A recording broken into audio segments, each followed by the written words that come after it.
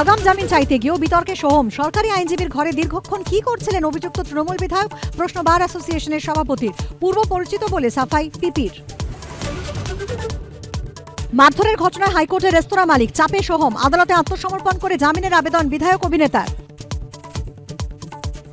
নিচে বিতর্কিত 6 কেন্দ্রে 1563 জন পরীক্ষার্থীকে দুটি বিকল্প দিল সুপ্রিম কোর্ট। আবার পরীক্ষা দিতে হবে অথবা গ্রেস মার্ক বাদ দিতে হবে। 23 জুন ফের পরীক্ষা, 30 জুনের আগে ফল প্রকাশ।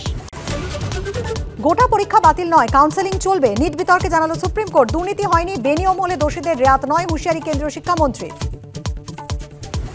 নিটের প্রশ্ন ফাঁস মামলায় এনটিএর ভূমিকায় অসন্তুষ্ট পরীক্ষার্থীদের একাংশ, সিবিআই তদন্তের দাবি। সল্ট থেকে বিক্ষোভ ডিএসও।